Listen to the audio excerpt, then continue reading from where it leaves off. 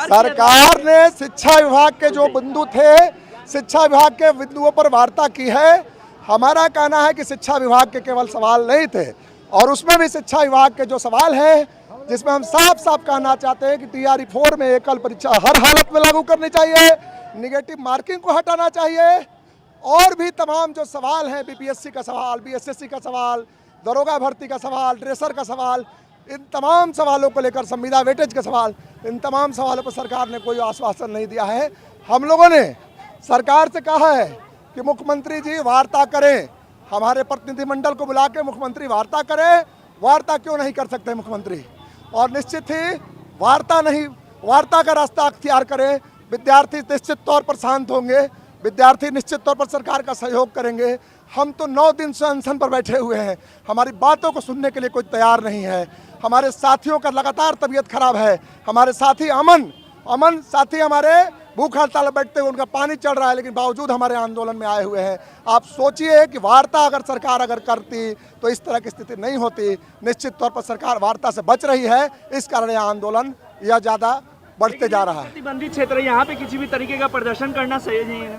हम इस बात को कह रहे हैं कि लोकतंत्र में सबसे ज़्यादा जरूरी है कि हमारी अभिव्यक्ति की स्वतंत्रता सुरक्षित रहे, हमारा डेमोक्रेटिक राइट सुरक्षित रहे, और हम लोकतांत्रिक तरीके से अपने आंदोलनों को जारी रखेंगे। सरकार बैरिकेड नहीं लगाए, मुख्यमंत्री आवास की तरफ हम जा रहे हैं, मुख्यमंत्री वार्ता करे, वहाँ से हमारा प्रतिनिधिमंडल जाएगा वार्ता के लिए। देखिए, हम लोग सड़कों पे इसलिए निकले हुए हैं काहे कि हम लोग का जो बहुत सारे मांग है, जैसे ड्रेसर को हो गया, BPSC का हो गया, BSSC का हो गया, ADO का, इस तरह से जो है 15 से 16 मांग है हम लोगों का। और हम लोग का जो है साथ जो है ये BJP के सरकार और ये सम्राट चौधरी के सरकार जो है नाइंसाफी कर रहे हैं, इसलिए हम लोग आज सड़कों पे उतरे हुए हैं। क्या मांग है आखिर आप लोग, कब तक सड़कों पे रहिएगा? जब तक हमारे मांगों को पूरा नहीं सुन लिया जाए, जब तक हमारे लोगों का जो हक है, अधिकार है, वो नहीं दे दिया जाए, तब तक हम लोग जो है सड़क पे उतरेंगे।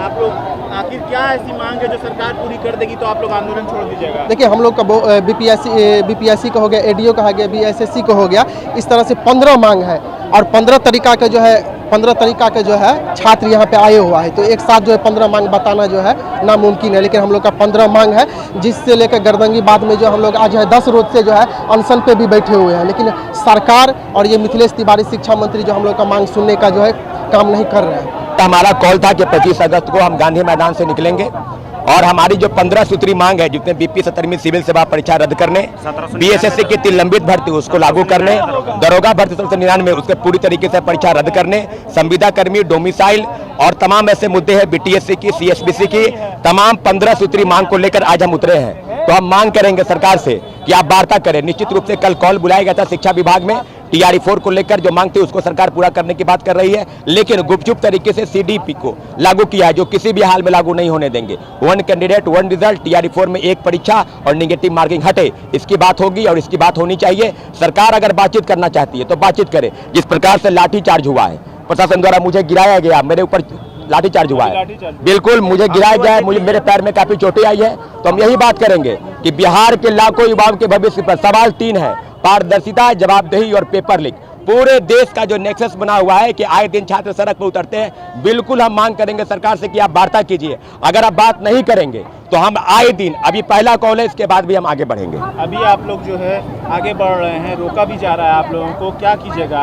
हम लोग आगे बढ़ेंगे, रुकेंगे नहीं, क्योंकि कॉल बुलाया गया है। तमाम लंबित मांग हमको पूरा करे, सरकार बातचीत कर रही है, सरकार बातचीत करे, निश्चित रूप से सरकार का हम वेलकम करेंगे। लेकिन छात्रों के ऊपर जिस प्रकार से बार बार लाठीचार्ज, पेपर लीक, धांधली सेटिंग, ये पूरे देश में चल रहा है। दिल्ली में हुआ, रांची में जो आंदोलन हुए, और आज गर्दनीबाग में हम 20 दिन से अनशन पर बैठे हैं। निश्चित रूप से सरकार को बातचीत करनी चाहिए, लेकिन आप बातचीत नहीं कर रहे हैं। तो आज हम पहली बार उतरे हैं, इसके बाद भी हम सड़क पर उतरना पड़े तो हम सड़क पर उतरेंगे, जरूर उतरेंगे। देखिए, हम शांतिपूर्ण तरीके से थे।